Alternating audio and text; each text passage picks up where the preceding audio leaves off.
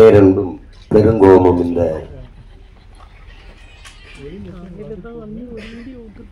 திரைப்படத்தினுடைய அறிமுக விழாவிற்கு வருகை தந்து வாழ்த்தி சென்றிருக்கிற அன்பிற்கும் பாசத்திற்கும் உரிய அப்பா எஸ்.ஏ. சந்திரசேகர் அவர்களுக்கும் மதிப்பிற்குரிய அண்ணன் ஆர்.வி. உதயகுமார் அவர்களுக்கும் இங்கே அமர்ந்திருக்கிற என அன்பிற்கினிய தம்பிகள் வசந்தபாலன், தம்பி சுசீந்திரன், தம்பி கண்ணன் அவர்கள், என்னுடைய குரு சித்ரா லட்சுமணன் அவர்கள், தம்பி கருப்பழனியப்பன், எண்ணற்ற படைப்பாளிகள், அந்த வரிசையில் இப்போது தம்பி சிவபராஸ் அவர்களும் இணைந்திருக்கிறார். இங்கே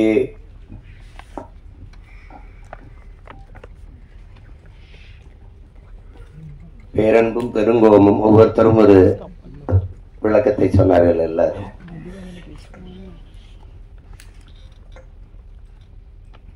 பெருங்கோபத்தினுடைய பிறப்பிடமே இந்த பேரன்பு தான். நான் என்னுடைய தம்பி படத்தை எடுக்கும்போது தம்பி என்று தலைப்பு வச்சுட்டு கீழே தலைப்பு எழுத்தார் பேரன்பும் பெருங்கோபமும் கொண்டவன் என்று போட்டிருந்ததுல இது தம்பிங்கிறது எங்க தலைவரை தான் குறிப்பிட்டு எடுத்து எல்லாருக்கும் தெரியும். அதுல அது பேரன்பும் பெருங்கோபமும் கொண்டவன் அப்படின்னு போட்டேன். அது ஏன் பேரன்பு? அவருடைய பேரன்பு தன் இனத்தின் மீது இருந்த பேரன்பு அந்த இனம் அழித்து ஒழிக்கப்படும் போது அதை காக்க வேண்டிய பெருங்கோபத்திற்கு ஆளாயிட்டார். இங்கே பாரதியினுடைய பெருங்கோபம், அந்த ஆவேசமான கவிதை வீச்சுக்கு காரணம் அவன் இந்த மண்ணை மக்களை நேசித்த வச்சிருந்த காதல் தான் காரணம். அப்படி படைப்பு படைக்கப்பட்டிருக்கு. இதில் எல்லாத்தையும் விட பெரும் பாராட்டுக்குரியவர்கள் இப்படி புதியவர்களுக்கு துணிந்து வாய்ப்பு கொடுத்த தயாரிப்பாளர் மதிப்பிற்குரிய ஜெயகிருஷ்ணன் அவர்கள் தான். அவருடைய மனைவியார் பேரில் காமாட்சி ஜெயகிருஷ்ணன் தயாரிச்சது. அப்புறம் என்னுடைய தம்பி திருமலை இது வருத்தப்படுறாரு இருக்கிற திரையுலகிற்கு இருக்கிற நெருக்கடிகளை குறித்து. இதெல்லாம் ரொம்ப நாள் இருக்காது, நீங்க கொல்லப்படாது, சரி பண்ணிடல.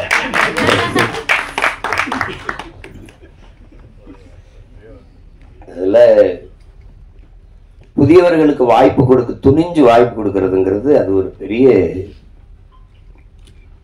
சாதனை தான். அப்படி எங்க அப்பா எஸ்.ஏசி கூட பேசினாங்க பாருங்க. நான் ஒவ்வொரு தட்டையா போய் வாய்ப்பு, அவ்வளவு பெரிய இயக்குனரே தன் மகனுக்கு கேட்டேங்கிறார். அதுல ஒரு அழகி படம் எல்லாரும் பார்த்தாராய்ச்சோம். தேவையான அவங்களை கூட குறிப்பிட்டு பேசினாங்க. அந்த படத்தை நம்மளால எடுத்துட்டாப்ல. அவர் ஒளிப்பதிவாளர் வந்து படம். இப்போ அது 4 ஃப்ரேம்னு ஒரு திரையரங்கா இருக்குது. அதுல என்னை கூப்பிட்டு காட்டுறாரு, ஏ வா வை பாரு அந்த படத்தை அப்படின்னு. நாங்க மாமத்துல என் தங்கச்சி கணவர் அவரு, அதனால நம்மளால கூப்பிட்டு காட்டுறாரு. நான் படத்தை ரசிச்சுட்டு வந்து கட்டி பிடிக்கிறேன், பாராட்டுறேன். அருமையா எடுத்துட்ட, ஒரு காவிய மாதிரி எடுத்துட்ட, படம் வெற்றி அடை, நீ ஒன்னும் கவலைப்படாத. என்ன அப்படியே சொல்ற ஏன் உண்மை எல்லாம் வந்துருக்கியா? அப்படியா? என்ன உரிமையில ஒண்ணும் சொல்ல மாட்டாங்க. என்ன அப்படி சொல்ற? உண்மையை சொல்லு. உனக்கு நல்லா இல்லைன்னா நல்லா இல்லைன்னு சொல்லிட்டு போறேன். தயாரிப்பாளர் நின்றுட்டு இருக்காப்ல, உதயகுமார் தானே, உதயகுமார் நின்றுட்டு இருக்காப்ல. நாங்க ரெண்டும் பேசிக்கிறத பத்தி சிரிக்கிறோம். என்னதான் நண்பனா இருந்தாலும் இப்படியா போய் பேசிட்டு போறதுன்னு. அந்த படம் ஓடும்னு கடைசி வரை நம்பல அவரு. அவர் நல்லா எடுத்து சொல்லுங்க, ஐயா நீங்க உண்மையிலே சிறந்த படத்தை தயாரிச்சிருக்கிறீங்க, அந்த படம் உண்மையிலே பெரிய வெற்றி அடையும். நம்பவே இல்லை. திரைக்கு வந்து பிச்சு ஓடுது. இப்ப பெரிய விடுதி கட்டி வச்சு இருக்காப்புல, அங்க போனா தங்குறது. நீங்க தான் சொன்னீங்க அந்த படம் ஓடுங்க அப்படின்னு சொல்றாருல, இவ செல்வார் அடிக்கடி. அது மாதிரி அவர் ஒரு சங்கரை பற்றி எல்லாருமே பேசிட்டாங்க. ஆனால் எனக்கு தெரிஞ்ச ஒரு சங்கர் இருக்க. சங்கர் குழு விவாதம்லாம் இல்லை கதையில. ஒரே ஆள் தான் எழுதுவாரு. எழுதி ஒரு வாரத்தில் அந்த கதையை எழுதிட்டு வந்து எடுத்த படங்கள் தான் அத்தனையும். பள்ளிக்கூடத்துல அது முதல்ல ஏவிஎம் படப்பிடிப்பு நிலையத்துல நானும் சேரனும் தங்கரும் 3 பேர் உட்கார்ந்து பேசுறோம். 3 பேர் சேர்ந்து செய்யலான்ட்டு. அதுல எங்கால இதுல கோவத்துல சேரன் அடிக்க மாட்டேன்னு தெரியல. அப்புறம் தான் நரேன் வந்தார். அது செஞ்சோம். அதுல ரொம்ப அழகான எழுத்தாளர். ஒரு ஒவ்வொன்றும் அவருடைய காவியம் போல ஒரு எழுதக்கூடிய ஒரு எழுத்தாளர். நான் கூட சொன்னேன், நீயே விஜித்தை நீயே அறிமுகம் செய்யலாமே. நான் எடுத்து வச்சிருக்காப்ல டக்குமுக்கு டிக்குத்தாலும் தானே. அவன் தான் முதல்ல அந்த படம் வேணாம் இந்த படம் வரட்டும்ட்டான் விஜித்தை. அது விஜித் மேல எனக்கு நம்பிக்கை இருக்கு. அதை விட எனக்கு எங்கால தங்கர் பச்சா மேல நம்பிக்கை இருக்கு. அவன் எதையாவது எழுதி ஆக சிறந்த ஒரு காவிய படைப்பா தந்தாவது விஜித்தை நிறுத்திடுவான். அதுல எனக்கு அசாத்திய நம்பிக்கை இருக்கு.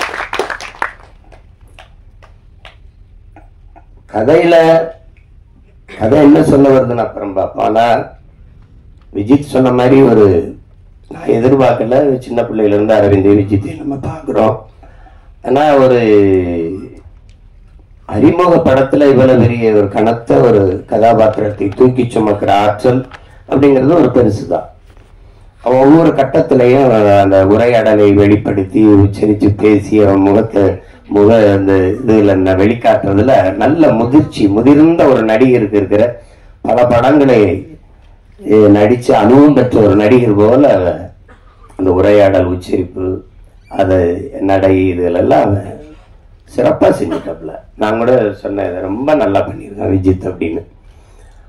அந்த இதுல அந்த திரை மொழி திரை அறிவு அவனுக்கு நல்லா உள்வாங்கிக்கிட்டான். அதனால அதை எளிதா வெளிப்படுத்திட்டாங்கிறத நான் உணர்ந்தேன். ஒளிப்பதிவு ரொம்ப சொன்ன மாதிரி தம்பி சுசீந்திரன் சொன்ன மாதிரி இந்த கேரளாவுக்குள்ள வருகிற பகுதிகள் எல்லாம் ரொம்ப ரொம்ப அழகியெல்லாம் எடுத்திருக்கா. அப்படி தினேஷ் மொத்த படமே ரொம்ப நல்லா பண்ணியிருந்தாரு. அது தேவையற்ற அவ எடுத்தோன்னு சொல்லிட்டான். தம்பி கர்பல்லே வேலை செஞ்சிருக்காப்புல. அதே நேரம் எங்க அப்பா பாரதி ராஜாவுடைய பாலுமேந்திரா அவர்களுடைய திரைப்பட பயிற்சி கல்லூரியிலையும் படிச்சேன்னு சொல்லும்போது தேவையற்ற காட்சி, தேவையற்ற நகர்வு, தேவையற்ற உரையாடல் சில படைப்பாளிகள் படத்தில் இருக்காது. ஒண்ணு அப்பா பாலுமேந்திரா, இன்னொன்னு அப்பா மகேந்திரன், இன்னொன்னு எங்க அப்பா பாரதி ராஜா. அந்த மாதிரி படங்கள்ல பாலுமேந்திரா அப்பாவை பற்றி சொல்லணும். நானும் எங்க தலைவர் சில முக்கிய தளபதிகளோட பேசிட்டு இருக்கும்போது திரையுலகம் குறித்த பேச்சுகள் வருது. அந்த பேச்சுகள் வரும்போது ஒவ்வொரு படைப்பாளிகளை பற்றி பேசிட்டு வரும்போது பாலுமேந்திரா அப்பாவை பற்றி பேச்சு வரும்போது எல்லாரும் தான் கதை வசனங்கள் எழுதி படம் எடுக்கிறீங்க, ஏன் அவர் மாதிரி எடுக்க முடியலன்ட்டு என்கிட்ட கேட்குறாங்க. கேட்கும்போது இங்கே உட்காந்துருந்த எங்கள் அண்ணன் பொட்டம்மான் ஊர் பாசம் நீ கண்டுக்கிறாரு அப்படிங்கிறாப்ல. 2 பேரும் ஒரே ஊர்னால ஊர் பாசத்துல சொல்றாரு. ஆனா உண்மையிலேயே அப்பா பாலுமேந்திரா படங்களையும் மகேந்திரன் ஐயா படங்களையும் நீங்க போட்டு பார்த்தீங்கன்னா இந்த உரையாடல் தேவையில்லை, இந்த காட்சி தேவையில்லாம இருக்கு, இந்த இடத்துல இந்த கருவி நகர்ந்திருக்க வேண்டாம் அப்படிலாம் நீங்க யாருமே குறை சொல்ல முடியாது. அவ்வளவு நேர்த்தியான படைப்பாளி. அந்த படைப்பாளியினுடைய பல்கலைக்கழகத்திலிருந்து சிவபிரகாஷ் வந்திருக்காங்கிறது இந்த படத்தை பார்க்கும்போது தெரிஞ்சது. நான் கூட தங்கட்ட சொன்னேன், தேவையற்ற பதிவு, காட்சி, உரையாடல் அப்படின்னு எதுவுமே இல்லை. முதல் படம் மாதிரி இல்லை. சிவபிரகாஷ் எனக்கு இயக்குனராகிறதுக்கு முன்னாடி இருந்து தெரியும். என்னுடைய பயணங்கள்ல ஒரு 4-5 ஆண்டுகள் என் கூடவே பயணித்து வந்த ஒரு தம்பி. அவர் தான் இந்த படத்தை இயக்கியிருக்காங்கிறது எனக்கு தெரியாது. அப்புறம் பின்னாடி தெரிஞ்சவங்க ரொம்ப மகிழ்ச்சி எனக்கு. அதில் அதே மாதிரி கதாநாயகன் நடித்த அந்த ஷாலி அவர்கள், அவங்க படத்தில் அவங்க மலையாளியா நடிச்சதுனால நானும் மலையாளி அப்படின்னு தான் நினச்சிட்டு இருந்தேன். ஆனால் நல்லா நடிச்சிருந்தாங்க. படத்தில் ஒரு கருவி இருந்து நம்மளை பதிவு பண்ணிக்கிட்டு இருக்கு, நம்ம நடிக்கிறத பதிவு பண்ணிக்கிட்டு இருக்குங்கிறது என்ன இல்லைனாவே அவன் சிறந்த கலைஞனா ஆயிடும். அது தெரியுது. அது நம்ம என் தம்பி அருள்தாஸ் சொல்ல வேண்டியதில்லை. ஒரு சிறந்த ஒளிப்பதிவாளர். அவர் செய்ய வந்த வேலை வேற, செஞ்சுக்கிட்டு இருக்க வேலை வேற. இதுல 2 பேரும் மைண்ட் கோயுமே வந்து என் தம்பி அருள்தாஸும் உண்மையான வாழ்க்கையில ரொம்ப அநியாயத்துக்கு நல்லவங்க, திரையில வந்து அநியாயத்துக்கு கெட்டவனாவே நடிக்க வேண்டியது இருக்கு. அது ஒன்றும் பண்ண முடியாது. எனக்கு 2 தெரியும். எனக்கு ரொம்ப அது மைம் கோபியை பார்த்தா புஷ்பாலாம் பயங்கர கொடுமையான கொடூரமான ஆளா நடிச்சிருக்காப்ல. அப்புறம் பார்த்தா கன்னடா படத்தில் நடிக்கிறோம். எந்த படம், எந்த தொலைக்காட்சி திருப்பினா நம்மளுக்கு நமக்கு ஒரு பெருமை. ஒளிப்பதிவு கருவி இல்லாம கூட போவாங்க, நம்மளுக்கு இல்லாம நீ போக முடியாது படப்பதிவு அப்படி. இந்த மாதிரி ஒரு பெருமை தான் நமக்கு. அது என் தம்பி அருள்தாஸ் கெட்டவனாலாம் நடிக்கும் போது கொஞ்சம் மனசு கஷ்டமா தான் இருக்கும். இவையதான் இதெல்லாம் நடிக்கிறாங்க. அதனால கலைன்னு வந்துட்டா என்ன இருக்கு, நடிக்கணும், அதுல ஒன்றும் இல்லை. சிறந்த நடிப்பை வெளிப்படுத்தியிருந்தாங்க 2 பேருமே. எனக்கு ரொம்ப பிடிச்சிருந்தது படத்துல. அதுல போய் என் தம்பி வினோத் காவல்துறை அதிகாரியா நடிச்சிருந்தாரு. நம்மால நல்லா நடிச்சிருந்தான். நல்லா அவனுக்கு ஒரு பெரிய கதாபாத்திரத்தை கொடுத்துருக்காரு சிவபிரகாஷ். ரொம்ப நல்லா வெளிப்படுத்தியிருந்தாரு. அவர்கிட்ட இருந்துதான் கதை நகருது. ரொம்ப நல்லா இருந்தது. வாழ்த்துக்கள், உனக்கும் வாழ்த்துக்கள். இதுல நிகழ்ச்சியை நேர்த்தியா தொகுத்து வழங்கிக்கிட்டு இருக்க என்னுடைய தம்பி முபாஸ் அவர்களுக்கு என்னுடைய வாழ்த்துக்கள். ரொம்ப அது குறிப்பிட்டு சொல்ல வேண்டியது ஒளிப்பதிவு, அதுக்கப்புறம் அந்த உரையாடல். அது முருகேஷ் பாபு அவர்கள் ரொம்ப அருமையாக செஞ்சிருந்தார். இந்த உரையாடல் யாருன்னு நான் கேட்டேன்னா, துருத்தல் வெளியில போய் எப்படி தேவையற்று பேசுறாங்க, வம்படியா பேசுறாங்க அப்படின்னு இல்லாம கதாபாத்திரங்கள் அதனுடைய இயல்புக்கு அந்த உரையாடலை எழுதியிருந்தாரு. ரொம்ப அருமையா இருந்தது. எல்லாருக்கும் என்னுடைய அன்பும் வாழ்த்துக்களும். இங்க ஆகச்சிறந்த மேதை எங்க கலை இயக்குனர் முத்துராஜு, அப்புறம் என்னுடைய தம்பி அவன் கவிஞர், சிறந்த கவிஞன். அவன் எழுதிய பாடல்கள், அதில் அவன் சொன்ன ஒரு ஐயா விஜயகாந்தை பற்றி சொல்லும்போது சரிதான், தமிழன் இவன் தான் தமிழன். அந்த பாட்டு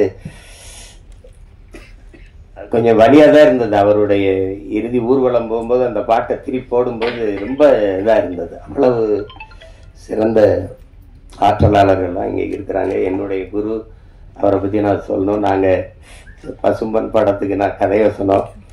எனக்கு எங்கள் அப்பாவுக்கும் சண்டை வராத நேரங்களே இல்லை. அப்போ பஞ்சாயத்து செய்த பஞ்சாயத்துதார் அவர் தான்.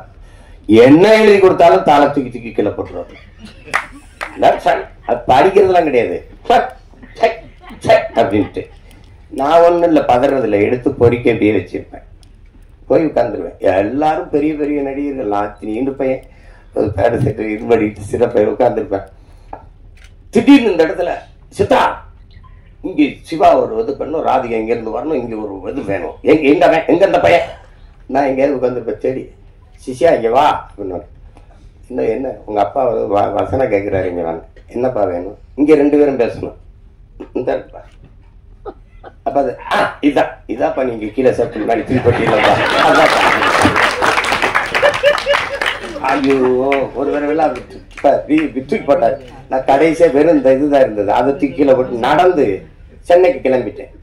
பொள்ளாச்சியிலிருந்து நடந்தே போறேன்ட்டு திருப்பி, ஏய் வாட உங்க அப்பா பத்தி புது சண்டைக்கு இருந்தா என்ன, நீ வா வா வா வா அப்படி கூட்டி போய் பல தடவை. அதுல இருந்தா என்னுடைய குரு. இல்லைன்னா பாதி படத்திலே போயிருப்பேன் ஊருக்கு. அது அவர் சொன்ன மாதிரி, தம்பி சொன்ன மாதிரி திரை உலகத்தினுடைய என்ன சொல்ற களஞ்சியம் தான். ஏன் நடிகர் திலகம் ஒரு நடிப்புல கலை களஞ்சியம்னா, இந்த ஆண்டு இந்த படம் இப்படி வந்தது, இந்த திரையரங்கில் வெளியிட்டாங்க, இது இத்தனை நாள் ஓடிச்சு, இதனால இது ஓடிச்சு, இந்த பண்டிகையில் வெளியாச்சு, எல்லாமே அவருக்கு தெரியும். அவர் நினைவுக்குள்ள இருக்குது. அவ்வளவு இருக்கிற மூத்த இதழியலாளர்கள் எங்க ஐயா கொண்டு இருக்காங்க. விழாவின் சிறப்பே நீங்க இவ்வளவு நேரம் இருக்கிற என் உறவுகள் எல்லாம் இவ்வளவு நேரம் அமைதியா உட்கார்ந்து இருக்கிறீங்கன்னா அதுவே இந்த விழாவுக்கு பெருமை. இதை காட்சிப்படுத்தி மக்கள்கிட்ட கொண்டு போய் சேர்க்க இத்தனை ஊடகவியலாளர்களும் 10 மணி ஆகியும் இருக்கிறீங்க அப்படிங்கிறத பெரிய இது. எனக்கு பார்த்தீங்கன்னா ஒரு நேரம் ஒரு ஊர்ல இருக்கணும், ஒரு நேரம் ஒரு ஊர்ல இருக்கணும். நேற்று எங்கேயோ இருந்து வந்தோடனே வா படம் பார்க்கன்னு கூப்பிட்டாருல, அங்க போனேன். இன்னைக்கு நீதிமன்றத்துல நேர் நிக்கணும், நின்றுட்டு 5 மணிக்கு வந்து இறங்கினேன். வா இங்க பாட்டு வெளியிடணும்னு கூப்பிட்டாரு. வேற ஆளா இருந்தா கூப்பிட்டுவா என் வேலை இருக்குன்னு சொல்லலாம். அவர்னா போன்றிருப்பேன், விஜித்துக்காக வர வேண்டியது இருக்குது. இவரெல்லாம் யாரு பாப்பா? என் தங்கச்சிக்கு பிள்ளை விஜித் அரவிந்துக்காக பார்க்க வேண்டியிருக்கு. அதாவது எங்க தங்கர் சொன்ன மாதிரி நம்ம எல்லாருமே வெறுக்கிற இதுகள் இருக்குது, செயல்கள் இருக்குது. ஒண்ணு ஊழல், லஞ்சம். யாருக்கும் பிடிக்கல, இந்த நாட்டுல யாருக்கும் பிடிக்கல. ஆனா ஒரு கேள்வி எழுது, யாருக்குமே ஊழல் லஞ்சம் பிடிக்கலையே, அப்ப யார் கொடுக்குறா, யார் வாங்குறா? சரிதானே? லட்சுமி ராமகிருஷ்ணன் இருக்காங்க, அவங்கதான் நியாயமான தீர்வு.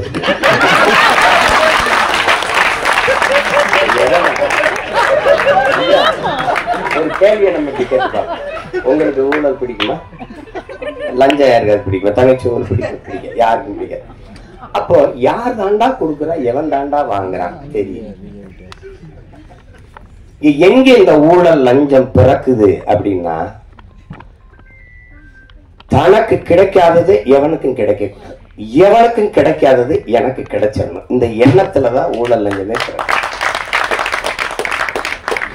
கோயில் கருவறையா முதல்ல கும்பிட்டு போயிடணும், அதுக்கு 1000 ரூபாய் சிறப்பு தரிசனம் கட்டிடு. என்ன லஞ்சம்? பிரசவ அறையா, அங்க போனா மனைவி சேர்த்தனா மருத்துவர்னு கூட சொல்றது இல்லையே, நம்ம தான் டாக்டர். எவ்வளவு செலவானாலும் பரவாயில்ல, காப்பாத்திருங்க. அந்த வார்த்தையே லஞ்சமாயிருது. எவ்வளவு செலவானாலும் பரவாயில்லையா, அப்ப காசுக்காரன் போடுறான்னு திட்டிடலாம். கோயில் கருவறையில் இருந்து தாயின் கருவறை வரைக்கும் ஊழல் லஞ்சம் இருக்கு. ஒரு மருத்துவ கல்லூரியில படிக்க போனா 10 இடம் தான் இருக்கு, ஆனா 100 பேர் காத்திருக்கான்னா அவனுக்கு கிடைக்காத இடம் எனக்கு கிடைக்கணும்னா ஒரு இடம் 1 கோடினா கட்ட தயாரா இருக்கான். அங்க யாருக்கும் கிடைக்காதது எனக்கு கிடைக்கணுங்கிற அந்த எண்ணத்துல பிறந்துருது இந்த ஊழல் லஞ்சம். அதனால ஒழிக்க முடியல. அதே மாதிரிதான் இந்த சமூகத்தின் மிக கொடிய நோய். இன்னைக்கு நேரத்துல கதாநாயகி விட பண்ணாங்க, நம் பாட்டன் பாரதி பாடினது. பாரதி இந்த சமூக கட்டமைப்பின்படி அவன் தாழ்ந்தவனோ அவன் தாழ்த்தப்பட்டவனோ அப்படி கிடையாது. அவன் உலகத்துல அவனை மாதிரி ஒரு மகன் இந்த மண்ணில் பிறந்திருக்கான்னா நீங்க எவனுமே முடியாது.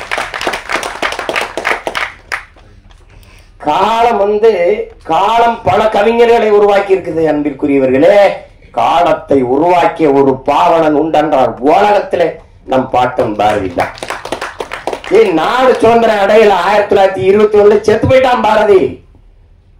47 விடுதலை அடைகிற. ஆனால் ஆடுவோமே, பல்லு பாடுவோமே, ஆனந்த சுதந்திரம் அடைந்து விட்டோம் என்று அவன் அடைஞ்சிட்டான் சுதந்திரத்தை. நீ மாநிலம் பிரிப்பாய் நினைச்சான, மொழி வழியே மாநிலங்கள் பிரிப்பீங்கன்னு நினைச்சான். அவன் வந்தே மாதரம் என்போம், எங்கள் மாநில தாயை வணங்குறோம் என்போங்கிறாங்க. நீ பிரிக்கல, அதை பத்தி அவங்க அளவில்ல.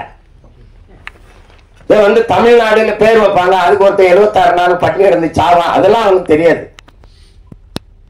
தமிழ் திருநாடு தன்னை பெற்ற எங்கள் தாய் என்று கும்பிடடி பாப்பா, அமிழ்தில் இனியதடி பாப்பா, நம்ம ஆன்றோர்கள் தேசமடி பாப்பான்னு. யாரு? தமிழ்நாடுன்னு ஒரு பேரே வைப்பாங்களானே தெரியாது. கம்பன் பிறந்த தமிழ்நாடு, உயர் கல்வி சிறந்த தமிழ்நாடு, புகழ் கம்பன் பிறந்த தமிழ்நாடுங்கிறான். வள்ளுவன் தன்னை உலகினுக்கே தந்து வான்புகள் கொண்ட தமிழ்நாடு, நெஞ்சை அல்லும் சிலப்பதிகாரம் எனும் மணி ஆரம் படைத்த தமிழ்நாடு தமிழ்நாடு தமிழ்நாடு பாடி தள்ளிட்டான். எப்ப தமிழ்நாடுன்னு பேர் வைப்பாங்களான்னு தெரியாது. அவ்வளவு பெரியாரிங்க. அக்கரகாலத்துல கழுதை வரக்கூடாது, கழுதைய கையில தூக்கிட்டு நடந்துட்டாப்ல. இந்த பாரதி படத்துல பாத்தீங்கன்னா தெரியுமே. மதம் மாத்துறது நீங்க பாத்துருக்கா? உலகத்துல சாதி மாத்தல ஒரே மகான் பாரதி தான் கனகலிங்கத்தை கூப்பிட்டு மீதி எடுத்து போட்டு பூணூல போட்டு இன்னையிலிருந்து நீ பறையன் இல்லை ஐயன். யாரா? சுப்பிரமணிய பாரதி பண்ணான்னு சொல்றா போடா. அப்படி ஒரு ஆளு நம்ம ஆளு. அவன் சொல்றான், அவன் மனசுக்குள்ள எம்பிட்டு வலி இருந்தா, சாதிகள் இல்லையடி பாப்பா, குல தாழ்ச்சி உயர்ச்சி சொல்லல் பாவம், நீதி உயர்ந்த மதி கல்வி அன்பு நிறைய உடையோர்கள் மேலோர்றான். அதுக்கு முன்னாடி ஒரு கிளவி வர்ற, அறிவு மூதாட்டி வர்றா. சாதி இரண்டொழிய வேறில்லை சாற்றுங்கா நீதி வடுவா நெறிமுறை. சாதி இரண்டுன்னா நம்மால் என்ன பண்றான்? ஆண்ஜாதி பொஞ்சாதி. அது இல்ல சாதியே, அது இல்ல. ஆண்பால் பெண்பால், அது பாலியல் வேறுபாடு. அதுல அது சாதி இல்ல. ஆண் ஜாதி பெண் ஜாதிங்கிறது பாலியல் வேற்றுமை. அது அவ சொல்ற சாதி இட்டார் பெரியோர் இடாதார் இழிகுலத்தோன்ட்டான். கொடுக்கிற உயர்ந்த சாதி தனக்கு என்று பதுக்கி ஒதுக்குற கஞ்ச பிசுனா இருக்கான அவன் அந்த இழி மகன் கீழ் சாதின்ட்டான். எல்லாரும் மாறி போறான். பாரதிக்கு பின்னாடி எங்களுக்கு ஒரு தாத்தா வரான், புரட்சி பாவன. அவன் இருட்டறையில் உள்ளதாடா உலகம்ங்கிறான். இருட்டறையில் உள்ளதாடா உலகம், சாதி இருக்கின்றது என்பானும் இருக்கின்றானேங்கிறான். தமிழுக்கு அமுதென்று பேர், அன்பத்தமிழ் இன்பத்தமிழ் எங்கள் உயிருக்கு நேர்ந்து பாடின அவன், தமிழ் என் உயிருக்கு நேர்ந்து பாடின அவன், தமிழ் வளர்த்தல் ஒன்று சாதி ஒழித்தல் மற்றொன்று பாடல. சாதி ஒழித்தல் ஒன்று, நல்ல தமிழ் வளர்த்தல் மற்றொன்று. முதல்ல சாதிய ஒழிடாங்க. சாதிய ஒளி எல்லாரும் சமநிலை சமூகம் பிறகுதான் போராடுறான். ஆங்க சித்தரு புத்தரு ஞானி யோகி மகான் எல்லா காலங்களையும் சாதிக்கு எதிரான குரல், சாதிக்கு எதிரான கருத்து, சாதிக்கு எதிரான கட்டுரை, சாதிக்கு எதிரான பாட்டு, சிந்தனை, போராட்டம். ஆனாலும் இந்த சாதி சாக மாட்டேங்குது. அதையெல்லாம் சொன்னா, எல்லாரையும் சாகடிக்கிற சாதிய உனக்கு ஒரு சாவு வராதா? அதானே எல்லாரும் பாடுனா. இந்த தலைமுறையில எங்க விஜித்து சிவபிரகாச அவன் பங்குக்கு ஒரு நெற்பள்ளி போடுறான் இந்த சாதியை கொளுத்துறது. சாதிங்கிறது ஒரு கொடிய சமூக நோயா இருக்கு, கொரோனாவை விட பெரிய கொடிய நோய். சாதி என்ன செய்யுது? உலகத்திலே புனிதமான ஒன்று இருக்குங்க, அன்பு. அதை கொன்றுதுங்க. உலகத்திலே நீங்க இந்த மானுடன் ஒரு அளப்பெரிய ஆயுதங்களை கண்டுபிடிக்கிறாங்க, மனுஷன் அழிச்சு கொள்றது. இந்த எல்லா ஆயுதங்களையும் அழிக்கக்கூடிய ஒரு ஆற்றல் இருக்குன்னா அது அன்புக்கு தான். அன்பு என்ன செஞ்சிரும்னு பாருங்க. அமெரிக்க அதிபர் இந்தியாவுக்குள்ள வந்தா கடை வச்சுட்டு வீசா அனுமதி வேணும். இந்திய நாட்டின் முதன்மை அமைச்சர் ஐயா மோடி அமெரிக்கா ரஷ்யா போனா அவர் கடை வச்சுட்ட காட்டணும், அனுமதி உள் நுழைவு அனுமதி வேணும், வீசா அனுமதி உள் நுழைவு அனுமதி வேணும். ஆனால் ஒண்ணுமே கண்டதில்ல, ஒருத்தி ஒண்ணுமே இல்ல. அன்னை தெரேசான்னு ஒருத்தி ஒண்ணுமே இல்ல, அவளுக்கு ஒண்ணுமே கிடையாது. அவ எந்த பதவியில எல்லாம் ஒண்ணும் இல்லை. பாருங்க, எல்லா நாடுகள்லையும் பணி செஞ்சு வந்து இந்தியாவில் தங்கிட்டா. அவளுடைய சேவை நிறைய தேவை இந்த நாட்டுக்கு இருந்துட்டா. அப்ப உலக நாடுகள் அந்த அன்பு தாயை பார்த்து சொல்லுது, அவளுக்கு கடவு சீட்டு இல்ல, உள்நுழைவு அனுமதி இல்ல, வீசா இல்ல. எந்த நாட்டுக்கு வேணாலும் நீ வா தாயே, உனக்கு எங்க தங்கணும்னு விருப்பமோ அங்கே நீ தங்கிக்கலாம், எந்த இடத்துல நீ குடியேற நினைக்கிறியோ அங்க குடியேறிக்கலாம்னு உலகம் இருகரமும் விரித்து அந்த தாயை வரவேற்றதென்றால் உலகத்தை தன் அன்பால் சுருக்கி விட்டான் ஒரு மனுஷன். அந்த அந்த மதம் சாதி எல்லாம் பேசிட்டுக்கிறான். எல்லாவற்றிலும் புனிதம் ஒண்ணு இருக்குது, மனிதம். அந்த மனிதத்தை கொன்றுது. ஆக சிறந்த ஒன்று அன்பு, அதை கொன்றுது இந்த சாதி. சாதி மதம் நீங்க என்ன சாதாரண நினைக்கிறீங்களா? கல்லு சாராயம் இந்த கஞ்சா அவினு கொக்கைன்னு இந்த இதெல்லாம் இருக்குல்ல, அது போட்டாதான் புதையிரும். சாதி மதம் சொன்னா ஏறிடும்ன்றான். இந்த மார்க்ஸை விடவா ஒரு மேதை இருக்கான் அந்த நாட்டில். 2000 ஆண்டுகள்ல இவனை போல ஒரு சிந்தனையால இன்னும் பிறக்கலன்றா. அவனே சொல்றான் மதமுறை அப்படின்னு சொன்னா ஏறிடும்ன்றான். மத்த போதையெல்லாம் படுத்து தூங்கினா இறங்கிடும். சாதி மத போதை ஏறிச்சுன்னா செத்து பாடையில போனாலும் ஏறாது. ஏன்னா தனி சுடுகாடு அவனுக்கு. செத்தாலும் ஆறுமுக கண்டர் சுப்பிரமணிய நாடாருன்னு எழுதி வைப்பான். எழுதி வைப்பானா இல்லையா? கல்லர் இல்ல, செத்தாலும் போக. இந்த சாதி ஒரு சமூக நோய். குறிப்பா எங்களுக்கு தமிழ் தேசியர்களுக்கு பெருநோய். இந்த மண்ணில் பிறந்த ஒரு பெரிய புரட்சியாளன் எங்களுடைய அண்ணன் தமிழரசன் அவர்கள் எழுதுற, டே சாதி மதம் சாராயம் இது 3 தமிழ் தேசிய அரசியலின் மிகப்பெரிய பகைவங்கிறது. மது மதம் சாதி போத இருக்க பெரிய கொடிய நோய்டாங்கிறது. அது என்ன சொல்ல, இப்ப தேர்தல நம்ம வேலை செஞ்சு போவேன் எல்லாம் சரின்னு விடும், என்னதானாலும் நம்ம சாதியை விட்டு கொடுக்க முடியாதுலன்றான். அவனுக்கு மொழி செத்துச்சு கவலைப்பட மாட்டான், அவனுக்கு இனம் செத்துருச்சே கவலைப்பட மாட்டான், ஆறு செத்துருச்சே கவலைப்பட மாட்டான், மலை களவு போகுது கவலைப்பட மாட்டான், வனம் திருடு போது கவலைப்பட மாட்டான், உரிமை பறி போகுது கவலைப்பட மாட்டான். எது செத்தாலும் சரி தன் சாதி செத்துற விட. அப்படி நினைக்கிற ஒரு கூட்டத்துக்கிட்ட 2 காதலர்கள் சிக்கிக்கிட்டா என்ன நிலைமை? அதுதான் கதை. ஒரு பேரன்பை ஒருத்தன் வைக்கிறான், அந்த பேரன்புக்கு பிரச்சனை, அந்த அன்பை சிதைச்சவனை ஒழிக்கணும் நினைக்கிறான், பெருங்கோபம். இதுதான் படம். சரிதானவாய்? ஆமாம் சாப்பிட. ஏன்னா நீங்க இத பாருங்க, சாதிய இழிவை துடைத்தெறிய போராடாமல் இருப்பதை விட செத்து ஒழிவதே மேலானதுன்னு ஆனால் அம்பேத்கர் சொன்ன இந்த மொழின்னு இருக்கிற அந்த வலி இருக்குல்ல, அதை நீங்க உணர்ந்துட்டீங்கன்னா நீங்க இந்த நாட்டுல தீண்டாமைங்கிற ஒரு சொல்லே இருக்கு. நீங்க நினைச்சு பாருங்க எவ்வளவு வழி இருந்தான்னா, யாருக்கு அடிமை இல்லை, எனக்கு யாரும் அடிமை இல்லை. இந்த எண்ண ஓட்டம் தான் இங்க எல்லாருக்கும், இந்த மானுடத்துல எல்லாருக்கும் தேவைப்படுது. இதுதான் இங்க இருக்கிற சிக்கல். இப்ப பாருங்க, என்னரும் மக்களே, சிலர் பாருங்க, என்னரும் மக்களே, இந்த பூமியில பிறந்து தாழ்த்தப்பட்டவர்கள், தீண்டத்தகாதவர்கள் கோயிலுக்குள்ள வரக்கூடாது, குளத்துல குளிக்க கூடாது, தெருவுல நடக்கக்கூடாது, இப்படி இந்த தீண்டாமை இழிவை சுமந்து நீங்க படுகிற இந்த பாடை பார்க்கும்போது என் இதயம் நொறுங்கி ரத்தம் வழிகிறது. இதற்கு நீங்கள் தாயின் கருவறையிலேயே கலைந்து போயிருக்க கூடாதா அப்படின்னு ஆவேசமா தன்னுடைய வழியை வெளிப்படுத்துறாரு அண்ணல் அம்பேத்கர். அததான் தோணுது. எத்தனை வலி, எவ்வளவு வலியின் மொழி அது. இன்னுமா அந்த கொடுமை, இன்னும் தொடரும்.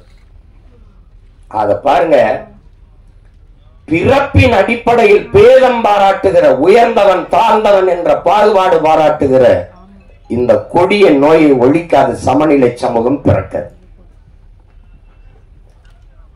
இதுக்கு என்னைக்கு சொல்றான் பாருங்க, அந்த இதுல படத்துல கூட வருது பாருங்க, நம்முடைய அது குரல் ஒளியில வருது. நம்ம பாலா செல்லத்துறையர் சொல்றாரு பாருங்க, பிறப்பு ஒக்கும் எல்லா உயிருக்கும்னு வள்ளுவ பெருமகனார் தந்தள்ளிய மறைமொழியில் எத்தனை ஆண்டுகள், 1000 ஆண்டுகளுக்கு முன்னாடி பாடுறாரு, எத்தனை 1000 ஆண்டுகளுக்கு முன்னாடி பாடுறாரு. அந்த காலத்திலேயே இந்த ஏற்றத்தாழ்வு இருந்தது. பிறப்பு ஒக்கும் எல்லா உயிருக்கும், எல்லா மானுடருக்கும்னு சொல்லவே இல்லை நம் மூதாதை, எல்லா உயிருக்கும் பிறப்பு ஒக்கும். அதுல பிறப்பின் அடிப்படையில் பாகுபாடு, உயர்ந்தவன் தாழ்ந்தவன். இதுல பாரதி ஏன் ஆகச் சிறந்த மானுடன், பாரதி கிட்ட கேட்கப்படுது, எங்க நோய், நாம பிரம்மனின் தலையிலிருந்து பிறந்தோம், சத்திரியன் தோல்ல இருந்து பிறந்தான், வைசிய தொடையிலிருந்து பிறந்தான், அந்த சூத்திர காலில் இருந்து பிறந்தான், இந்த பஞ்சமன் ஒருத்தர் அவன் எதுல நான் பிறந்தான்னு பாரதி கிட்ட கேட்கப்படுது. பாரதி, அவன் மட்டும்தான்டா அவங்க ஆத்தாளுக்கும் அப்பனுக்கும் பிறந்தான். புரியுதா உங்களுக்கு? சமூகத்து மேல இருந்த அவனுக்கு கோபம் இருக்கு பத்தியில, அந்த கோபம் தான் இந்த பெருங்கோபம். அத நீங்க இது என்ன, அது இழிவை சுமந்து பாக்குறவனுக்கு தான் தெரியும். நீங்க இந்த வழி மேல்தட்டு மக்களுக்கு ஒன்றும் தெரியாது. இது நாட்டாம பண்ணிட்டு, இது ஒரு போதை, இது ஒரு மன நோய். மனிதனை சக மனிதனை தன்னை போல எலும்பு நரம்பு ரத்தம் சதை பசி உறக்கம் கனவு கண்ணீர் எல்லாம் கொண்ட சக மனிதனை தாழ்ந்தவன் என்று தாழ்த்தி வீழ்த்தி சுகங்காணுகிற ஒரு மனநிலை கொடிய நோய். அது மனநோய். அதான் அங்க இருக்கிறது. ஒத்தது அறிவார் உயிர் வாழ்வார் மற்றெல்லாம் செத்தார் வைக்கப்படும் வள்ளுவர் பெருமகனார். காரணம் என்ன? துணிவிருக்கிற வண்ணான், முடிதிருக்கிற மருத்துவர், அங்க சலவை தொழிலாளி வேணும், அங்க தச்சன் வேணும், அங்க விளைய வைக்க உணவுப் பொருளை விளைய வைக்க அங்க வேளாண் குடிமகன் உழவன் வேணும். அங்க அதை உணவு சமைக்க பாத்திரங்கள் செய்யற குயவர் வேளாளர் குடிகள் வேணும். எல்லோரும் வேண்டும். எல்லாரும் சேர்ந்து இசைந்து வாழ்ந்தால்தான் அது சமூகம். ஒத்தது அறிவார் உயிர் வாழ்வார், மற்றெல்லாம் செத்தாருள் வைக்கப்படும். மற்றெல்லாம் பிணமிடான்ட்டான். எல்லாரும் தான் சாடி இருக்கான், பாடி இருக்கான், ஆடி இருக்கான், எல்லாம் பண்ணி பார்த்திருக்கான். ஒன்னும் நடக்கலைங்க. நீ சாதிக்கு ஒரு சாமி, சாதிக்கு ஒரு சமநிலை சமூகம் எங்க இருக்குது? செத்தவரை விட பணத்தை புதைக்கிறதுல இவனுக்கு இந்த சாதிக்கு இது, இந்த சாதிக்கு இது, இந்த சாதிக்கு அது.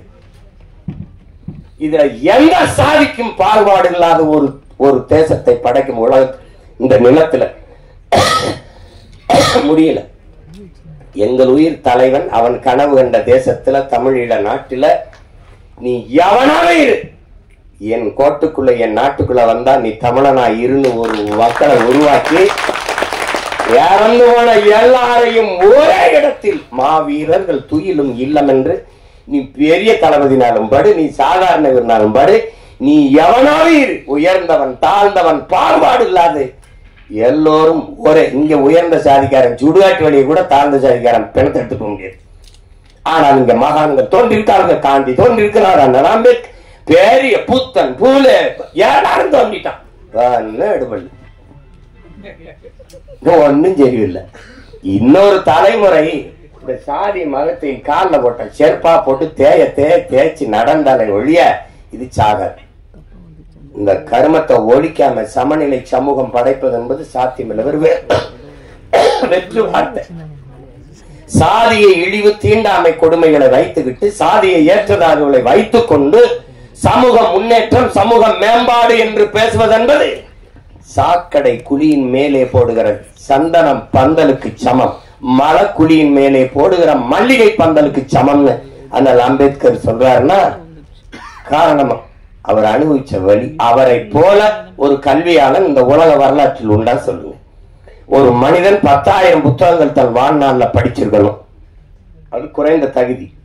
ஆனால் 64,000 புத்தகங்களை படித்த ஒரு மகான் உண்டென்றால் அது அண்ணல் அம்பேத்கர் தான். ஆகச்சிறந்த கல்வியாளன். படுக்கிற இடம் கூட படிக்கிற இடத்துக்கு பக்கத்துல இருக்கணும்ட்டு நூலகம் எங்க இருக்கோ அங்கதான் அறை எடுத்து தங்கியிருக்கிறது. அப்பேற்பட்ட அறிஞன் தெரிவித்தான், இந்த சாதிய இழிவை தொட தெரிய போராடாமல் இருப்பதை விட செத்து ஒழிவதை மேலானதுறான்ட்டார். அப்ப அது அந்த வலியை இந்த ஒரு 2 மணி நேரமா 2 மணி நேரம் அந்த படத்துல எவ்வளவு அழகா சொல்ல முடியுமோ, அதாவது அது அதிகப்படியா மிகைப்படுத்தாம இல்ல, ஆங்கிலத்துல ஓவர் டிராமான்னு சொல்லுவாங்க. அது சொல்லணும், புரியும்படியா சொல்லணும்ல சில இது. அவன் சொல்லிக்கிட்டே தம்பி வரலாம் ரொம்ப தேங்க்ஸ் ரொம்ப நன்றி சொல்ல மாட்டாங்க. அது நமக்கு பழகிடுச்சு. பேரளவுல நம்ம ஒரு மொழியை பேசிட்டு ஏதோ ஒன்று தெரியுறோம், அது பழகிடுச்சு. அதுல மிக ஆழமான ஒரு பதிவு, அந்த கருத்தை அது ஒரு கவித்துவமா தாங்கி நிற்குது. ரொம்ப மிகைப்படுத்தாம தன் இயல்பு ஓட்டத்திற்கு இந்த கருத்துக்களை படம் சொல்லுது, வலியுறுத்துது. நல்ல ஒரு பதிவு. இனிவரும் தலைமுறையாவது இந்த சிந்தனையிலிருந்து விடுபட்டு எல்லாவற்றையும் தாண்டி ஒரு புனிதம் இருக்கு, அதான் மனிதம். அதை நோக்கி இந்த மானுடம் பயணிக்கணும். அதுலதான் இந்த உலகம் சரி வரும். இதுதான் ரொம்ப கஷ்டம். இன்னைக்கு நமக்கு ஒரு பிரச்சனை இருக்குது. காக்கை செத்தான, கொக்கு செத்தான, யானை செத்தான, புலி செத்தான, பூனை செத்தானன்னு கவலைப்படாம போயிட்டு இருக்கோம். அதெல்லாம் செத்தா பார்க்க நம்ம இருக்கோம், நம்ம செத்தா எவனும் இருக்க மாட்டான். அதெல்லாம் எந்த உயிர்மை நேயம் கொண்டு வாழ்ந்த ஒரு இனத்தின் மக்கள் சக மனித சாவையே இன்னைக்கு ஏறிட்டு பார்க்கறது இல்லை, போய்கிட்டே இருக்கும். அது பெரிய துயரம் தான். அப்ப இதுல ஒரு சிறந்த படைப்பு. இதுல என்னுடைய தங்கர் அவர்கள் குறிப்பிட்டது மாதிரி பெரிய எங்களுக்கெல்லாம் அந்த வாய்ப்பு கிடைக்கல. நாங்க அவருடைய பெரிய அன்பு பிள்ளைகளா இருந்தும் நான்லாம் முதல் படத்திலேயே அவரோட இணைந்து வேலை செய்யணும்னு நினைச்சேன். அந்த வாய்ப்பு பெற முடியல. தங்கர் கூட அழகிலாம் வேலை செஞ்சுட்டு முதல் படத்திலே தம்பி சிவபிரகாஷுக்கு அந்த வாய்ப்பு கிடைச்சிருக்குது பெருசு. எங்கள் அப்பா இளையராஜா அவர்களோட பணியாற்றுறது. ஒரு இசை ஞானி அப்படின்னு சொல்றதெல்லாம் ரொம்ப குறைவு. இது ஏன் அவர் இசை ஞானியாக இருக்கணும்? அறிவு என்பது அறிவது, ஞானம் என்பது உணர்வது. இசையை அறிய முடியாது, உணரணும். அதனால அவர் இசை ஞானி என்று கருணாநிதி அவர்கள் வச்சு அழைச்சதுனால அது இசை ஞானின்னு வந்துட்டது. அதையும் தாண்டி அவரை சொல்லணும்னா அவர் இசை இறைவன், இசை அமைப்பது இசையமைப்பாளர், இசையை அருளுவது. ஒரு இறைவன்கிட்ட போய் என்ன வேணாலும் காரணம் பாருங்க, இந்த தேர்வில் நான் வெற்றி பெற்றணும், எனக்கு அதிக மதிப்பெண்களை கொடுத்துரு, எனக்கு கைகாலுக்கு நல்ல சுகத்தை கொடுத்துரு, எனக்கு நிறைய மூளையை கொடுத்துரு, எல்லாம் என்ன கேட்டாலும் கொடுத்துருன்னு நினைக்கிறான் பாருங்க. அப்படி கொடுக்கும்னு நம்பிக்கை உள்ள ஒன்றுக்கு பேர் இறை வச்சா. நீ என்ன வேணாலும் கேளுங்க தந்துடும். இங்க கிராமத்துல இப்படி ஒரு பாட்டு போடுவார். நீங்க வேணா பாருங்க, உலகத்துல இப்படி ஒரு இசை அறிவு கொண்ட, இசை ஆற்றல் கொண்ட ஒரு மேதை, பீத்தவன், பால்மரியட்டு, மோசாட்டு எல்லாம் சொல்லுவாங்க. கொண்டு வந்து எங்க ஊர் படத்துக்கு ஒரு 2 மணி நேரம் பின்னணி இசை வாசின்னு சொல்லுங்க, தெரிஞ்சிடும் யாரும் பெரிய மேதை. என்ன முத்திர போட்டு வாசிக்க சொல்லுங்க. தளபதினு ஒரு படத்தை எடுத்துக்கிறீங்க. ஒரே இசையமைப்பாளர், ஒரு மியூசிக் கம்போசர், ஒரு இசையமைப்பாளர் ஒருவரே இந்த படத்துக்கு இசையமைச்சிருக்காரு, இந்த பாடல்களை உருவாக்கி யாராவது ஒத்துக்கிட்டா சொல்லுங்க. எடுத்த உடனே ஒரு பாட்டு, சின்ன தாயவன் தந்த அந்த பாட்டு போகும். கொஞ்ச நேரம் அடி ரக்கம்மா கையை தட்டு சாங்கு சக்கு சக்கு சக்குன்னு போகும். அதுல வந்து தேவாரத்துல இருந்து ஒரு இதை போடுவாரு, கும்பிட்ட குரு ஒரு போடுவாங்க, சோபன அறிமுகத்துக்கு ஒரு இதை போடுவாரு. திருப்பி காட்டுக்குயில் மனசுக்குள்ளே பாட்டுக்குன்னு ஒண்ணு போகும். திரும்பி சுந்தரி கண்ணால் ஒண்ணு போகும், யமுனையாற்றிலே ஈர காற்றிலே வீட்டை வாங்க, மோசாட்டு வா, பால் மறிட்டு வா, போற அப்படி 7 பாட்டு போட்டு விடலாம். யமுனை ஆற்றிலே ஈர காற்றிலே கண்ணனோடுதான் பேட. இவர் தான் சங்கு சக்கு சக்கு சக்கு, அதான் அவர் தான் கம்போசர். காட்டுக்குயில் மனசுக்குள்ளே பாட்டு, அதான் கம்போசர். திருப்பி ஒருத்தர் சுந்தரி கண்ணாலூர், அதுவும் எல்லாம் ஒரே ஆளுன்னு சொல்லி அவனால உலகத்துல நம்பிட்டானா என்ன கேட்டு, அது எங்கால தான் முடியும். இப்ப தோனி சிறந்த ஆட்டக்காரர் தான், ஆனால் அவருக்கு சென்னை சேப்பாக்கம் மைதானம் தான் சரியாக இருக்கும், மற்ற இடத்துல சரியா ஆட மாட்டார். அப்படிலாம் இல்லை, எங்காலும் எந்த திடல்ல விட்டாலும் அடிப்பார். இது ஹோம் பிட்ச், ஹோம் கிரவுண்ட் தான். எங்க அப்பாவுக்கு எல்லா கிரவுண்டும் ஹோம் கிரவுண்டு தான். நீ நகைச்சுவையா படம் எடு, நீ ஏதாவது எடு, எல்லாத்துக்கும் இசை. ஒண்ணு வேணா, நீ என்ன நான் என் படத்தை திருப்பி நான் சொல்றேன், அந்த சீமா சொன்னதுக்காக ஒரு தடவை எடுத்த உடனே ஒரு சின்ன பையன் அவங்க அப்பா தொழிற்சங்கத்துல பாரு கொண்டு வாங்கி இங்க இருந்து கருவிக்குள்ள இருந்து ஃப்ரம் தி கேமராங்கிறது இங்க இருந்து ஓடுவான். ஒரு சின்ன பையன் ஓடும்போது, தூத்துக்குடியில இருந்து ஓடும்போது அப்படி தென்பாண்டி சீமையிலே தேரோடு வீதியிலே மான் போல வந்தவனே யார் அடிச்சா, அந்த பாட்டுக்கு தாளம் இல்ல, வெறும் புல்லாங்குழல். அப்படியே போய் பொழுது அடைஞ்சிரும், பொழுது விடியும் மும்பையில படுத்து கிடப்பான். இதெல்லாம் எங்க அப்பாட்ட சொல்ல வச்சுக்க, நீ எதையுமே மறக்க மாட்டேங்கிறாய்டா. இல்லப்பா, மறக்கிறதுக்கா பாக்குறது. இது ஒரு இசையே இல்லை. அண்ணன் கமலஹாசன் வந்து இந்த பிள்ளைகள்லாம் அப்படி ஒரு கொசு வலைக்கு கீழே படுத்துக்கும் போது அப்படி தென்பாண்டி சீமையில தேரோடு வீதியில, அது அண்ணன் குரல்ல வரும். அந்த கமல் அண்ணன் பாடும்போது அதுக்கு தாளம் போட்டுப்பாப்ல, நல்ல தாளம் தபேலாலாம் வாட்சி போவோம். இது அப்பப்ப வரும்போதெல்லாம் தபேலா போயிட்டே இருக்கும். கடைசி எங்க அண்ணன் செத்துருவாப்புல, சுட்டுவான். அந்தவன் செத்து இப்படி விழுந்த உடனே அந்த கோட்டை சரிஞ்சிருச்சு, அந்த பேரரசு இடிஞ்சிருச்சு, அழிஞ்சிருச்சு. தென்பாண்டி சீமையிலே முரசு அதிர்வு. உலகத்துல இப்படி ஒரு விஷயம் பார்க்க, உலகத்துல இப்படி ஒரு விஷயம் பார்க்க. அவர் ஒரு திரைக்கதை, இன்னொரு திரைக்கதை எழுதுறான், வசனம் எழுதுறான். அவர் தனியா வந்து ஒண்ணு எழுதிட்டு இருப்பாப்ல. இப்ப நான் சொல்றது உங்களுக்கு இந்த மணிரத்னம் ஐயா வந்து சொல்லி வாங்கியிருப்பாருன்னு நினைக்கிறீங்களா? இந்த இடத்துல தவேடா போடுங்க, இந்த இடத்துல வெறும் புல்லாங்குழல்ல போங்க, அங்க வந்து அவர் இருந்து இறந்துட்டார், அவ்வளவுதான், கோட்டையே சரிஞ்சு விழுந்துருச்சு. அப்ப முரசு அதிர்தான். தென்பாண்டி சீமையிலே தேனோடு வீதியிலே. இந்த பாட்டு இருந்து போய் பாருங்க. அவர் சொல்றதுக்கு என்ன இருக்கு, எத்தனாயிரம் பாட்டு ஒவ்வொன்றும் அப்படித்தான். இதுதான் எங்க இளையராஜா. அதனாலதான் இசை இறைவன். இசையை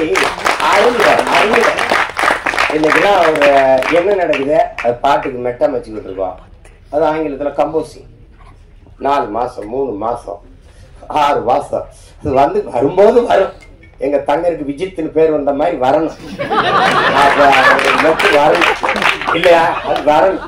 ஆனா எங்கால எடுத்துருந்தா இங்க இருங்க, காலையில ஒரு பாடல் மாலையில ஒரு பாடல் பதிவு பண்ணி அனுப்பிடுவோம். இப்ப சின்ன தம்பி பாடல்லாம் எவ்வளவு புகழ் பெற்ற வெற்றி பாட்டு, எவ்வளவு நேரத்துல இசையமைச்சு மெட்டா அமைச்சு பாருங்க. 1/2 மணி நேரம் தான், 1/2 மணி நேரம் தான். அடுத்தாலும் சொல்றதுக்கு இல்ல, நான் தான் இருந்திருக்கேன். நான் எங்க அப்பா மணிவண்ணனுடைய இணை இயக்குனர், அவர்கிட்ட பெட்டி வச்சுட்டு நின்றுட்டு இருந்தேன் நான். அவர் நின்றுகிட்டே இருந்தேன், அவர் கண்டுக்கல. தம்பி அந்த அந்த இடத்துல இந்த பாட்டு ஒண்ணு பாடி பாடி கட்டி நில்லனா அது எப்படி வரும்னு சொல்றா, அது சொல்றேன் ஐயாட்டா அப்படின்னு. அது என்ன இவனை பாட சொல்றாரு, நான் பெட்டியோட நிக்கிறேன், நாங்க 2 பேரும் தான் பண்ணிட்டோம். அவரு சொல்ற என்னது யாரு, என்னோட எங்க அப்பா சொல்றாரு அசோசியேட் டைரக்டர், நான் ப்ரொடக்ஷன் மேனேஜர். அப்படியா, சரி பெட்டி உட்கார் பாடு கேட்டு. நான் ஒரு பாட்டு பாடு, கண்ணில் ஏதோ மின்னல் அடிச்சு, அது எப்படி அந்த இடத்துக்கு சரியா வரும். நான் ஒண்ணு போடுறேன், நான் போடுறேன். இந்த பாருங்க, நீங்க எல்லாம் நம்புங்க. ஏங்க என் குலதெய்வம் வீரகாமாகாளி ஆணையா சொல்றேங்க, சத்தியமா இருந்து பாருங்க. இப்படி போடுறாப்புங்க,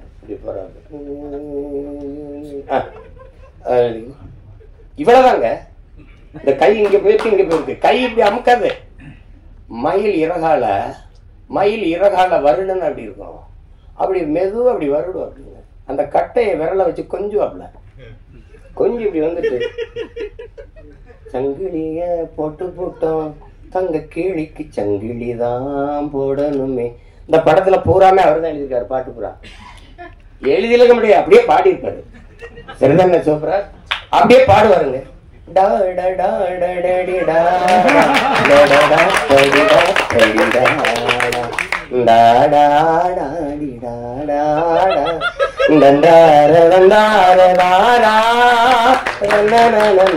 அந்த தன்னதான் இளையராஜா.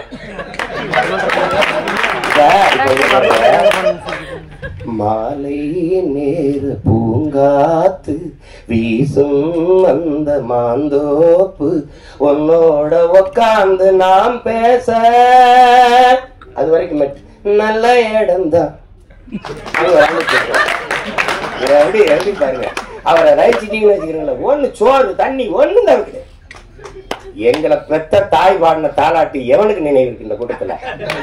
ஆனா 30-40 வருஷமா ஒரே ஆளோட தாலாட்டு சலிக்கல, இன்னைக்கும் சலிக்கல.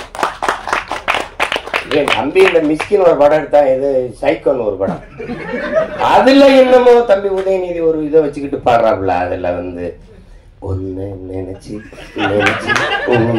போனேன். யாரா இருந்தாரு, யாரா விட இன்னைக்கு யாராவலோ என்னை தீண்டும் காற்றின் விரலோ, யாரோ அவளோ தாலாட்டின் தாயின் குரலோ, ஒன்ன நினைச்சு ஊருகே போனேன். பறந்து எங்க ஆளு பாருங்க, விஜித்துக்கும் போடுவாரு, விஜித்து பையன் இயக்கம் வந்தாலும் போடுவாரு.